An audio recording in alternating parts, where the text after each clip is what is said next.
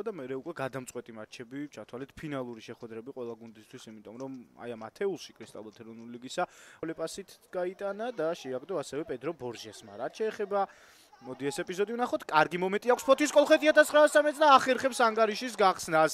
წინ გადის დღევანდელი შეხვედრის სტუმარი გუნდი, პირველი სახიფათო მომენტი დღევანდელ მატჩში 1913. ვნახოთ ეს ეპიზოდი, აქ არ გავს თამაშგარეს, შეიძლება შემოწმდეს მაინც მომენტი, მაგრამ ყველაფერი გაკეთდა ძალიან კარგად, ზუსტად ეს პასით შესანიშნავი იყო და შემდეგ მახვილი კუთხიდან ცველიც ხელს უშლიდა, მეკარე თავის თავად და აი ბართიშვილის საგოლე პასი ვისაუბრეთ ამ ფეხბურთელზე და შემდეგ შესანიშნავი შესრულება ამ ფეხბურთელისგან, რომელმაც მოახერხა და გაიტანა თავისი კრისტალბათ ეროვნული ლიგაში პირველი გოლი, იგი ხობის კოლხეთიდან დაიმატა.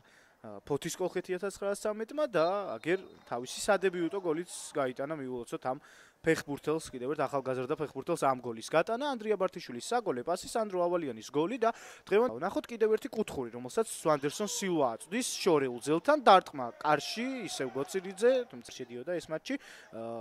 ეს ეპიზოდი ვნახოთ. კლაუდინეი დარტყმა კარში ზუსტია, შემდეგ დამატებაზე არ გამოვიდა, იმიტომ რომ დადეშკელიანმა დაიჭირა ბურთი ხელებში პრობლემების გარეშე. ზედიზედ 4 მარცხი ჰქონდა, ამ 4 მარცხიდან თელავთან 0-4, 1-3 იბერია 1999-თან, 0-2 ქუთაისის ტორპედოსთან და 0-5 გორის დილასთან. აი ამ ცუდი სერიის დროს ერთადერთი გოლის გატანა შეძლო გუნდმა და გაუშვა თავის მხრივ მათგანი ჩემპიონის რანგით და ჩემპიონის სტატუსით ჩემპიონთა ლიგაზე, დანარჩენი 3 კონფერენციის ლიგის პირველ საკვალიფიკაციო ეტაპზე. გოცირიძის დარტყმა კარისკენ არაზუსტია.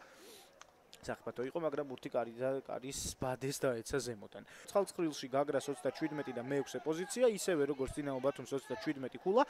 საკარიჯოს გარეჯს 34, ასევე ცოცხალცხრილში და მერვე ადგილი მეცხრეზე თელავი 29 ქულით, მე-10-ზე კოლხეთი 1922. შემოტარება ბურთის სასაჯარიმოს რყალთან შეინარჩუნეს კიდეც. გაგრძელება რა იქნება და არტყმაც შეიძლება ილიას კრიპნიკი აქტიურობდა სწორედ და სასტარტოშია. და საკმაოდ კარგადაც გამოიყურება, შეიძლება განსაკუთრებით რთული ბურთები მის კარში არ დაურტყავთ, მაგრამ რაც დაურტყეს შეძლოდა ამ ახალგაზრდა, ძალიან ახალგაზრდა 18 წლის მეკარე მოიგერია და ეს ის ფეხბურთელია, რომელიც ყოფილი გუნდის წინააღმდეგ თამაშობს. კლაუდინეი კარგი ცრმოძრაობა ბრაზილიური თამაში, მშვენიერი მომენტი, კიდევ ერთი დარტყმა და ისევ დადეშკელიანი იგერიებს. დამატება თუ იქნება გოცირიძე ქუსლიცსა და პასი საჯარიმოს ცენტრში და გამწვავება, რომელიც ჰქონდა გაგრას გაშვებული გოლის შემდეგ, ჯერ ეს დარტყმა და დაშკელიანმა მოიგერია და მე აქ გოცირიძე კარგად გაერკვა, ვითარებაში შეინარჩუნა ბურთი, ფიზიკურად წონასწორობაც გაიმყარა და ქუსლიცსა და გატანა, მაგრამ მისი პასის შემდეგ უკვე მისი პასი უფრო სწორედ ზუსტი არ გამოვიდა და გიუნაშვილი გაჩნდა ბურთზე პირველი. იქამდე უტევდა და ურტყამდა მეტოქის კარში ადეიეიე და დაშკელიანს კარგი თამაში აქვს, ერთ-ერთი გამორჩეულია რამთი მოხდა 12 მატჩში, 2 გოლი, 2 საგოლე პასი, გადამწყვეტი მნიშვნელობის მატჩ შორის დარტყმა კარში კარისკენ არაზუსტია. ის ადგომებიდან მოიგერია. აი აქ შეიძლება კიდევ ერთი კარგი შანსი მიიღოს. კოლხეთი 1913-მა პირდაპირ დარტყმა გადაწყვიტა სწორედ კაპარაძემ, თუმცა თითქმის იდენტური იყო კუთხე მახვილი კუთხის თვალსაზრისით. როგორც გოლის ეპიზოდში, რომელიც ავალიანმა გაიტანა. და ცოტა დააკლდა პრინციპში მასაც, რომ შემდეგ უკვე გიორგი ჭიაბრიშვილი. აი აქ ვნახოთ ეს გათამაშებული ბურთის, კრიპნიკი კარგი შანსი აქვს, დარტყმა და ისევ დადეშკელიანი იგერიებს და საბოლოოდ დაიჭერს ბურთს ხელებში. შემდეგ შეძლო ამ ბურთის მოგერიება. და წელსაც 31 ტური ხომ არის ნათამაშები და 31-ვე შეხვედრაში მას აქვს მონაწილეობა მიღებული და თამაშობს 32-ში, ასე რომ შეუძლია ჯამში ეს მისთვის არის მე-6 სეზონი საქართველოში. ვანდერსონი აწია თავი, აწია ბურთიც, ჩაწოდება დარტყმა და გადაარჩინა ხარიხამ. გაგრა კიდევ ერთი დარტყმა ხარებაშვილისა და ეს უკვე უდაოდ გამორჩეული გოცირიძეზე ვისაუბრეთ. მის საფეხბურთო წარმომავლობაზე და კარიერის სტარტზე და აი ხედავთ როგორი მომენტი შეექმნა სწორედ მას. ისი დარტყმა მოიგერია ხარიხამ. ალბათ ეს ყველაზე რეალური მომენტი იყო, რომელიც გაგრას შეექმნა დღევანდელ მატჩში გოლის გატანისა. ამ ჭოლი პასი საჯარიმოში დადეშკელიანი გამოვიდა ისევ. უძლია აიღოს საკუთარ თავზე. არა, გამჭოლი პასი გააკეთა, კრიპნიკის დარტყმა ისევ დადეშკელიანი იგერიებს. მოკლედ, ეს ბოლო 5 წუთეული პირველი ტაიმის ამ შეხვედრის და გოლი რომ ვერ გაიტანა, მეტწილად ამაში მთავარი გმირი არის დადეშკელიანი, რომელმაც არაერთი ბურთის მოგერიება მოახერხა. მოკლედ ესეთი ტაიმი გამოვიდა და ასრულა იგი მატჩის თავარმა არბიტრმა. რამას იაპანა უყავთ, მცველები ოთარ ჩოჩია, ლუკა სალუქვაძე, გიგა შაინიძე ჩაწოდება ხარიბაშვილი დარტყმა არაზუსტია. შემადგენლობა განაცხადი. რაც შეეხება სტუმარ გუნდს, ლუკა ცხადაია, მეკარე მცველი გიორგი ახალაძე, ნახევარმცველი სხვაობა და ტორპედოს ამ ტურის მატჩში სათამაშო აქვს. აი ამ ტურის შემდეგ ვნახოთ ვანდერსონის ჩაწოდება ჯერ კარგი მომენტი და აი რეალური შანსი ვერ გამოიყენა გაგრა მაგ იმისა რომ ანგარიში გაეთანაბრებინა. ადი შანსი, თუმცა განელმა ვერ დაარტყა ზუსტად.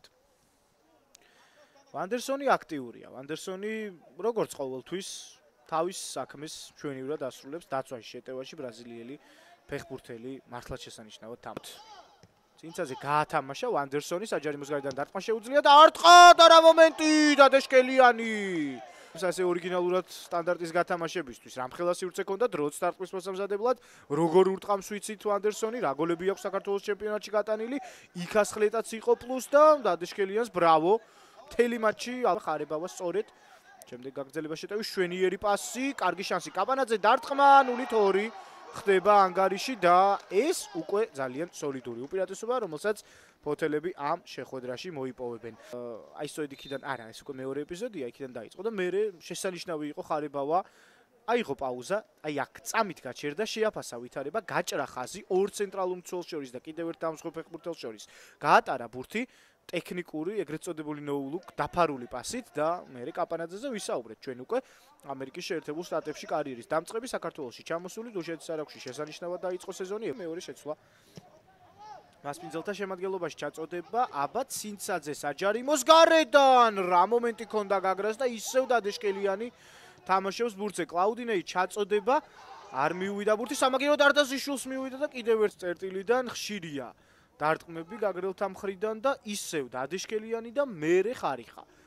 ორი მთავარი გმირია იმაში რომ დღეს კოლხეთი 1913-ს გოლი არ გაუშვია. ერთი გახლავთ ალექსანდრე დადეშკელიანი და მეორე ხარიხა რომელმაც ორჯერ გადაარჩინა თავისი გუნდი. რა თქმა უნდა, ძალიან კომპაქტურად იცავს თავს გუნდი.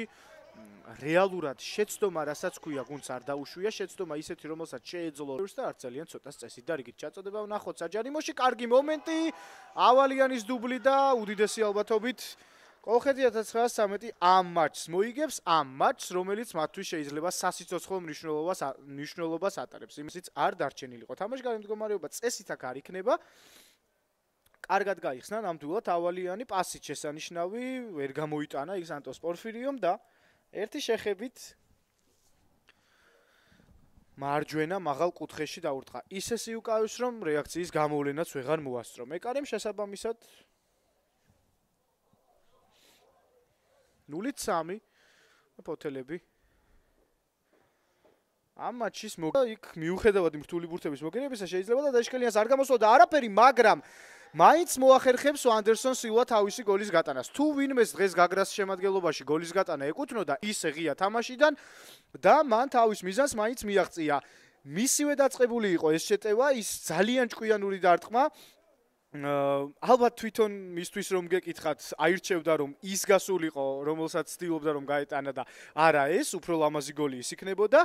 და ასე არ გამოვიდა, მაგრამ ახლა სილამაზეს არ დაეძებს. შანსი კრისტალბეთ ეროვნულ ლიგაში დარჩენის შანსი შეინარჩუნა, აიღო 3 ქულა და დაასრულა 7 მატჩიანი მოუგებელი სერია, ბოლო მატჩები საერთოდ წაგებული ქონდა.